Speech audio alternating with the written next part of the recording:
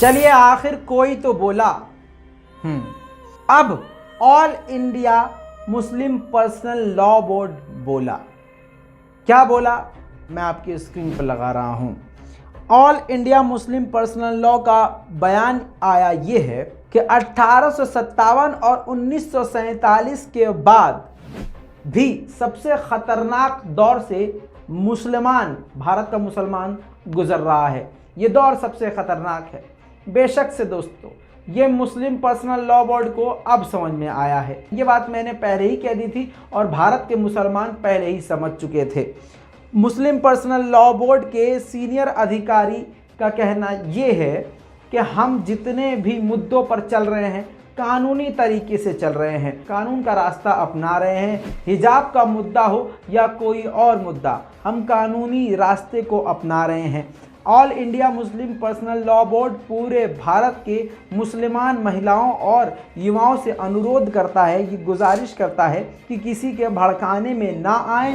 बहुत लोग चाहते हैं कि सड़क पर उतरकर हम प्रदर्शन करने लगें या विरोध करने लगे। ये काफ़ी खतरनाक साबित हो सकता है और प्रोपेगेंडा हमारे खिलाफ फैलाया जा रहा है।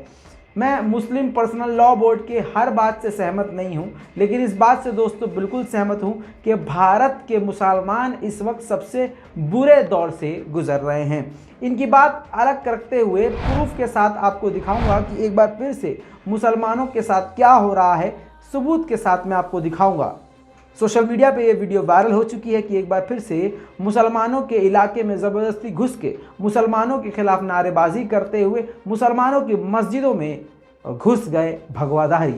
दोस्तों, ये जो आप देख रहे हैं ये सारे भगवा लेके, ये वीडियो आया है कांग्रेस की जहां सरकार है छत्तीसगढ़। जी हाँ, बताया जा रहा है कि हिंदू संगठनों के कार्यकर्ता रैली के दौरान मस्जिद में जाकर घुसे और जय श्री राम के नारे लगाए और उत्पात मचाया। अब आपकी स्क्रीन पर पत्रकार नेहा भारती ने लिखा है, रमज़ान का ही नहीं तो कम से कम नवरात्रि का तो लिहाज कर लेते उपद्रवियों।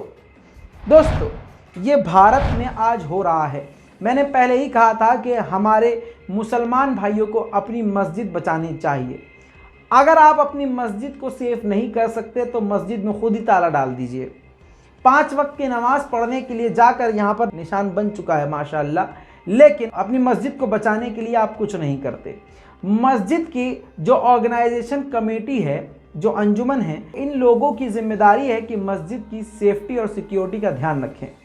सीसीटीवी कैमरा लगवाएं, इवन हिडन कैमरा लगवाएं, ताकि ऐसे उपद्रवियों की वारदात कैमरे में कैद हो और कानूनी रास्ता अपनाने में आपकी मदद हो। बहरहाल अब मुसलमानों के ऊपर हमले बढ़ चुके हैं और मुसलमानों की मस्जिदों पर अब बातचीत आ चुकी है। मुसलमानों से जुड़े हर मुद्दे पर अब दूसरे संगठनों का, इवन हिंदुत्व के संगठनों का ज़बरदस्त तरीके से रोल हो चुका है, उंगली हो चुकी है। हर मुद्दे पर उंगली उठाई जा रही है, लेकिन भारत के मुसलमान अभी खामोशी से ये सब सुन रहा है और देख रहा है और सब बर्दाश्त कर रहा है। दोस्तों, भारत के मुसलमान तो खामोश हैं, लेकिन जो बात मैंने पहले कही थी वही बात हो रही है। आप और हम खामोश हैं, लेकिन दुनिया अब देख रही है। ये जो कुछ भी हमारे साथ, मुसलमानों के साथ भारत सरकार, बीजेपी सरकार और ये आरएसएस के गुंडे और लगातार ये भगवा पहन के हिंदुत्व को बदनाम करते हुए जो आतंकी हमारे खिलाफ जो कुछ भी कर रहे हैं, उस पर हम भले ही कुछ न कहें, हम भले ही कुछ ना बोले, हमें भले ही इंसाफ ना मिले, लेकिन अब दुनिया सब कुछ देख रही है। अब जो मस्जिद पर झंडा लहराया गया, जो वारदात हिंदू उपद्रवियों की कैद हुई कैमरे में, अब वो सारी दुनिया देख रही है। अब आप देख लीजिए, अरब देशों में भी ये खबर चलाई जा रही है, देखी जा रही है। कतर के न्यूज़ चैनल में पूरी डिटेल के साथ इस वीडियो को प्रसारित किया गया है। इसके अलावा पूरी दुनिया में ये खबर देखी जा रही है। दोस्तों, अब इससे भारत का सर ऊंचा होगा या नीचा, और भारत का अगर सर नीचा हुआ तो इसके पीछे मुसलमान तो नहीं, फिर कौन है? समझदार को इशारा काफ़ी है। खुल्लम खुल्लम मुसलमानों को काटने की बात हो रही है और रामराज्य की बात हो रही है। भगवान श्री राम जो कभी हिंसा नहीं करते थे, हिंसा को नहीं मानते थे, शांति के दूत थे, जिन्होंने 14 साल वनवास काटा, उनकी ज़िंदगी खुद ये किताबों में है, ये वेदों में है, ये खुद हिंदू बताते हैं, ये खुद पंडित बताते हैं कि उनकी जिंदगी पूरी की पूरी जिंदगी एक उदाहरण है आम इंसान के लिए कि जिंदगी कैसे शांति और प्रेम के साथ गुजारना होता है। दोस्तों, उनके नाम पर यह आतंक मचाया जा रहा है। इतना ही नहीं दोस्तों, जब मुसलमान से नफरत है तो मुसलमान की जुड़ी हुई हर चीज से नफरत क्यों नहीं होगी, और पूरे सरकारी तंत्र के द्वारा फैलाया जा रहा है। अगर यही काम जैसे सुदर्शन वाले कर रहे हैं, बीजेपी के नेता और भगवा पहन के हिंदू कर रहे हैं, अगर वैसा काम 1% भी मुसलमान कर दे तो उसको सीधा आतंकवादी कह दिया जाता है। अब सुदर्शन चैनल सबसे ज्यादा आतंक भारत में मचा रहा है, सबसे ज्यादा कम्युनल नफरत भारत में फैलाने वाला इस वक्त गोदी मीडिया से भी 4 कदम आगे, जो सीधा सीधा आरएसएस का एजेंडा चलाता है। उसमें रहने वाले, काम करने वाले पत्रकार भी खुल्लम खुल्ला मुसलमानों के खिलाफ बड़े से बड़ा एजेंडा चलाते हैं। अब हल्दीराम को कौन नहीं जानता। हल्दीराम के प्रोडक्ट के पीछे अरबिक में 3-4 लाइनों का डिस्क्रिप्शन लिखा था, जिसको आप भी, हम भी ट्रांसलेट कर सकते हैं। ट्रांसलेटर सबके पास है, स्कैनर से भी ट्रांसलेट हो जाता है। एडवांस टेक्नोलॉजी, एडवांस एआई का ज़माना है।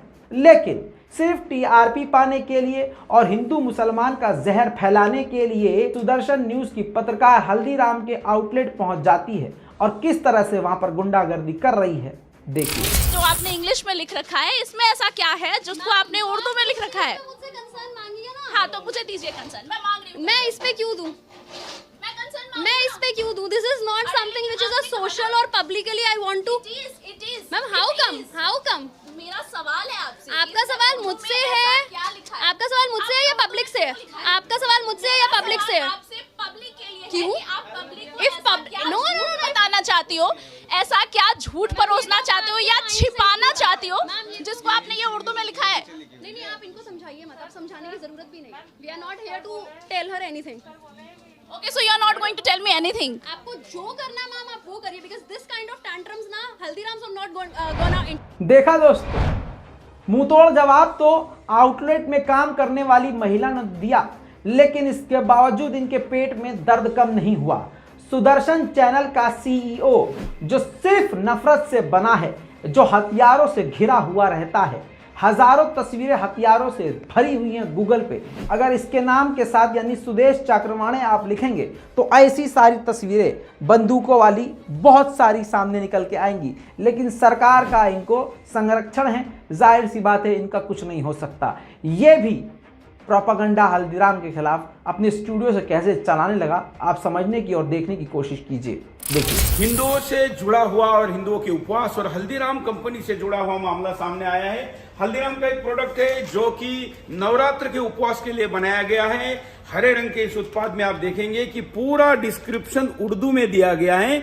इसमें उपवास करने वाला व्यक्ति होता है हिंदू, उसको पढ़नी चाहिए या तो इंग्लिश या हिंदी, लेकिन डिस्क्रिप्शन दिया गया है उर्दू में। तो हल्दीराम इसमें ऐसा क्या छुपाना चाहता है? क्या ये किसी मास्क के द्वारा बनाए गए ऑयल का तो नहीं है, एनिमल ऑयल का तो नहीं है इसमें डाला गया, जो कि उपवास में डाला नहीं जाना चाहिए, या गाय का बीप बीप जैसा भी तो कोई कारण नहीं है जिससे छुपाया जा रहा है। क्योंकि हिंदू जो उपवास करता है उसको ये भाषा नहीं आती, और ये भाषा जिसको आती है वो उपवास नहीं करता है। तो फिर ये भाषा यहाँ पर क्यों?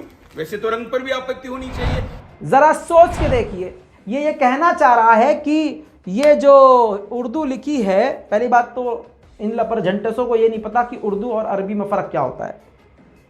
अरबी लिखी है क्योंकि भारत की ये कंपनियां अरब देशों में भी एक्सपोर्ट करती हैं। तो 4 लाइनों का डिस्क्रिप्शन जो कि इंग्लिश या हिंदी में होता है, उसी को 4 लाइन को कन्वर्ट करके अरबी में भी लिखती है। लेकिन इन जाहिलों को कौन समझाए कि भाई इसमें अगर मांस मच्छी डला हुआ होगा तो भाई वो तो हिंदी में भी लिखा होगा या इंग्लिश में भी लिखा होगा, या फिर रेड कलर का अलग हर पैकेट में डॉट आता है जिसका मतलब होता है कि ये नॉनवेज है।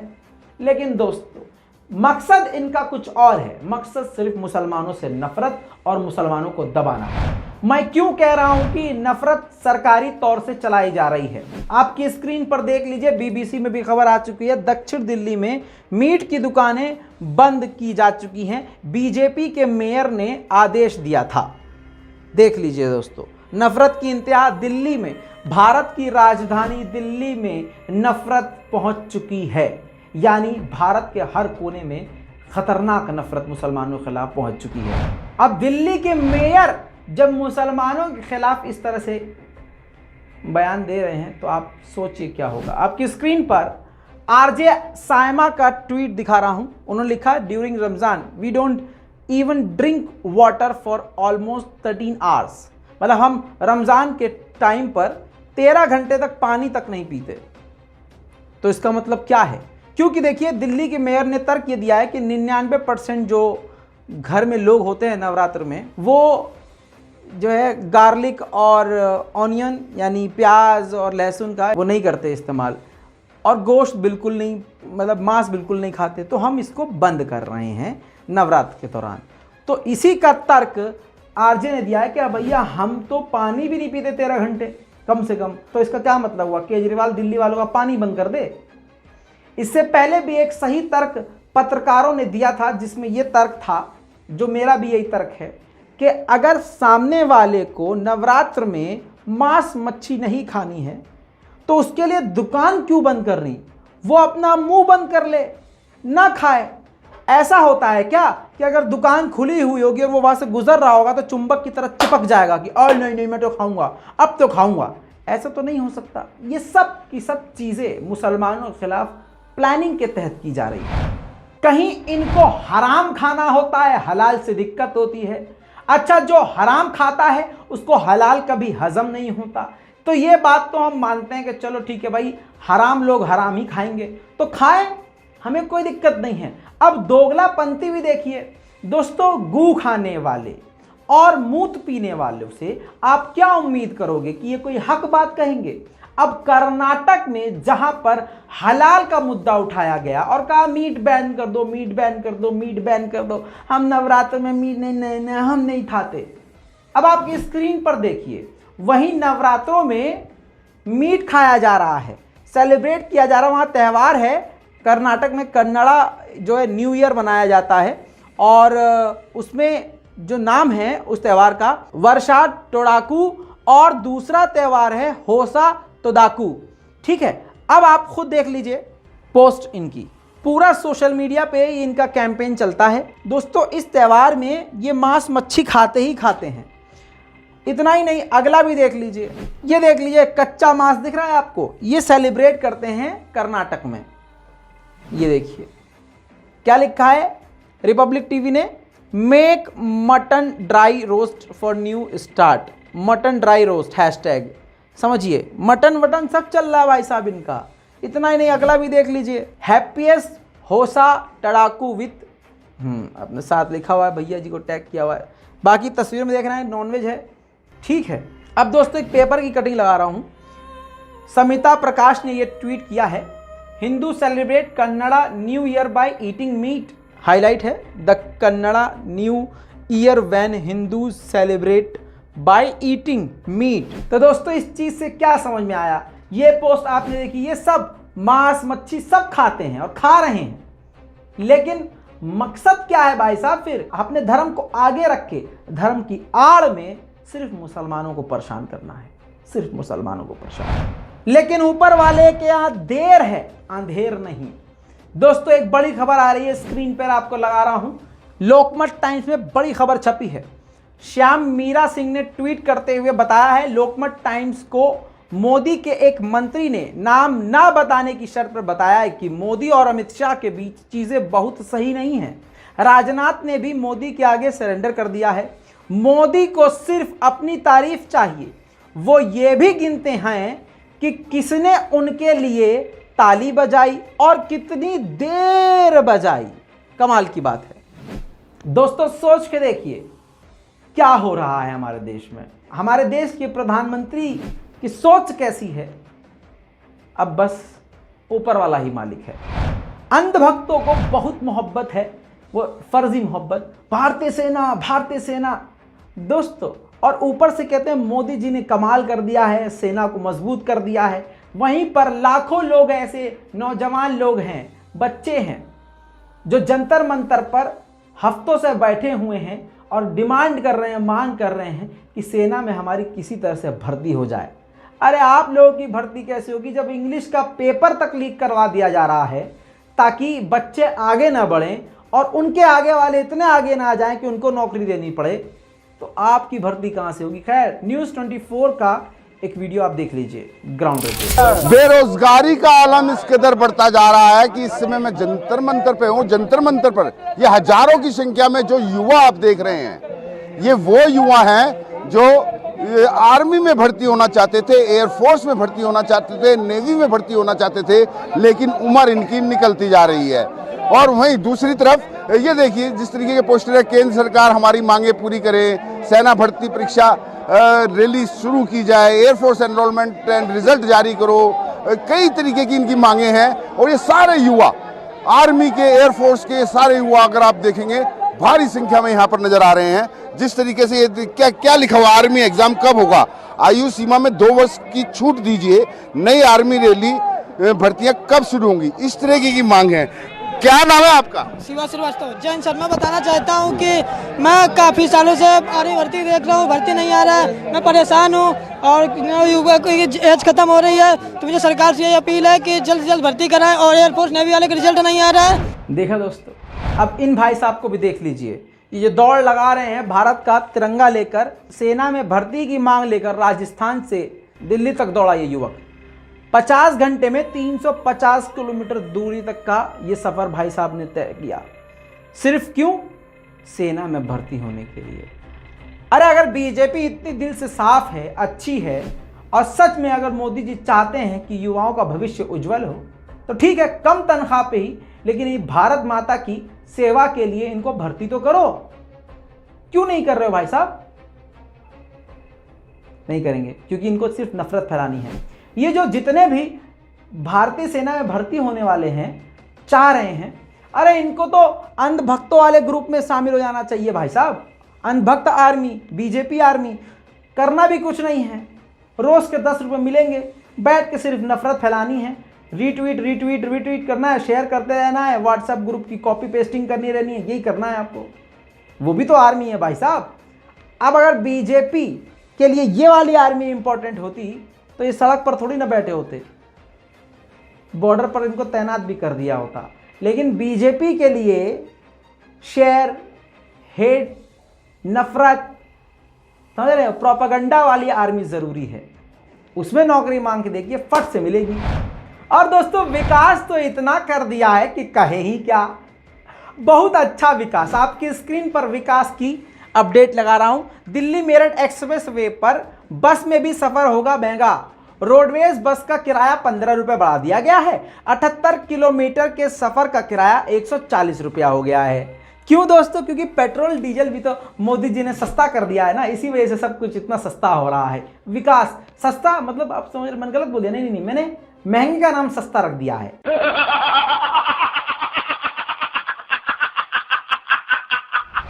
दोस्तों मुसलमानों के खिलाफ नफरत और नफरत की इंतहा कुछ इस प्रकार से और दोगलापंथी भी इस प्रकार से देखिए। आपकी स्क्रीन पर मुर्तज़ा अहमद नाम का ये युवक इंजीनियर, मुर्तज़ा अहमद अब्बासी, आईआईटी का इंजीनियर, प्रीति गांधी ने शेयर किया इसका फोटो और लिखा कि ये गोरखनाथ मंदिर पर आतंकी हमला करने के लिए गया था। ठीक है, बहुत बढ़िया। अब जेन्युइन बात यह है कि ये मेंटली परेशान था, डिस्टर्ब था, लेकिन इसने गलत किया, दराती हाथ में उठाया, तो इसको हमला ना कह के आप आतंकी हमला कह रहे हो। चलिए ठीक है, कोई बात नहीं। कल मुर्तज़ा अहमद दराती लेकर पकड़ा गया तो उसको आतंकी कह दिया। तो आज पिंटू नाम का आपकी स्क्रीन पर ये युवक AK-47 और खतरनाक हथियारों के साथ, जिंदा कारतूसों के साथ पकड़ा गया है। तो ये बदमाश है, इसको गोदी मीडिया बदमाश कह रहा है, अंधभक्त इसको बदमाश कह रहे हैं, और बीजेपी के लोग इसको बीजेपी को बोल ही नहीं रहे हैं। खैर, लेकिन वो अब्दुल था इसलिए वो दराती लिया था, तब भी आतंकवादी है। दोगलापंथी की इंतहा कोई भैया इनसे सीखे। अच्छा, जब मुसलमान कुछ गलत करता है तो मेढक की तरह उछलते हैं सब, लेकिन अगर इनका आदमी बड़े क्राइम में पकड़ा जाता है। बताइए AK-47 इससे बड़ा आतंकवादी कौन हो सकता है। जब वो पकड़ा गया तो मुंह में गू चला गया। कहां गए भक्तों? भारत का अभिमान है हिंदू, मातृभूमि की शान है हिंदू, राज तिलक की करो तैयारी, आ रहे हैं भगवाधारी, राज तिलक की करो तैयारी। छी छी छी छी, सारा मूड खराब हो गया। दोस्तों, अंधभक्ति का लेवल भी भाई साहब अलग होता है। कहावत सुनी है? अब एक पंडित जी आपको ज्ञान देंगे।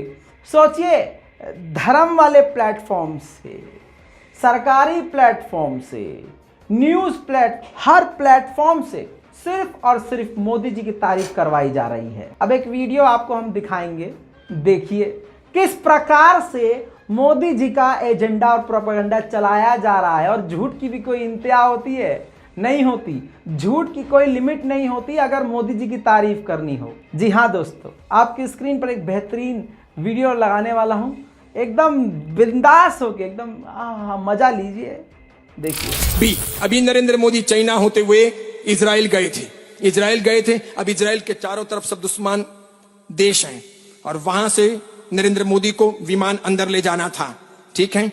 अब इधर जा रहे थे यहूदी देश के लिए, इजराइल के लिए जा रहे थे मोदी, और चारों तरफ मुस्लिम देश। किसी ने भी मस्ती कर ली, एक आधी भी मिसाइल छोड़ दी तो मोदी का इजराइल का दोनों का काम वहीं तमाम हो जाएगा। जैसे ही मोदी अंदर प्रवेश कर रहे थे, इजराइल ने सभी देशों से कहा कि मोदी इजराइल के मेहमान हैं, लेकिन आसपास के मेरे सभी दुश्मन देशों से कह देना चाहता हूं कि मोदी की हिफाजत करने का जिम्मा आपका होगा, मेरा नहीं। उफ, उफ, उफ, उफ, उफ, उफ, उफ, उफ, उफ, उफ। ख्वाम ख्वाम ख्वाम ख्वाम कहीं कुछ हो गया तो इतिहास के पन्नों में तुम लोग राख के सिवाय किसी रूप में देखने को नहीं मिलोगे। जितने आसपास के देश थे दुश्मन देश, सबके सब डर गए। सबको हुआ कि अब कुछ भी हुआ तो अपने माथे पे ही आएगा। तो देखिए आप कैसा, आप लोगों ने शायद बराबर नहीं देखा होगा, मैंने अच्छे तरीके से वो वीडियो देखा। ये मोदी का वायुसेना का विमान, इधर इजराइल का एक विमान, इधर इजराइल का दूसरा विमान, इधर इजराइल का तीसरा विमान, इधर इजराइल का चौथा विमान, इधर इजराइल का पांचवा विमान, इधर इजराइल का छठा विमान। वाह क्या सीन है। अब उसके पास में इजराइल के दुश्मन देशों के विमान। सब लोग एक ही काम में लगे हैं कि इस आदमी को बराबर जिंदा वहां पहुंचाना पड़ेगा। ये मरा तो अपने सब मरे। मस्त जोक मारा, एक जिंदा नहीं बचेगा। ऐसा इतिहास में कभी नहीं हुआ, अमेरिका के राष्ट्रपति के लिए भी नहीं हुआ। बंद करो हाथ जोड़ के, मैं कि दुश्मन की सेवा में लगे, दुश्मन की सेवा में लगे। इस प्रकार ऐसे ओज, ऐसा सत्व, ऐसी निष्ठा खड़ी करनी पड़ती है। उठा ले रे देवा, उठा ले रे बाबा। तीतर के आगे तीतर, तीतर के दो ऊपर तीतर, तीतर के नीचे तीतर, इधर तीतर उधर तीतर, पूरा ऐसे वाला हिसाब बता रहा था ना। खैर दोस्तों, मोदी जी से बड़े खुश होंगे। खैर दोस्तों, सारी खबरें सबूतों के आधार पर सोर्स के थ्रू आपको दिखा दी है। अब आपकी क्या राय है, अपनी राय कमेंट में लिख दीजिएगा। हलक सूख चुका है, थोड़ा सपोर्ट कीजिएगा, दुआओं में याद रखिएगा। मैं हूं रजा और आप देख रहे हैं रजाग्राफी। जय हिंद।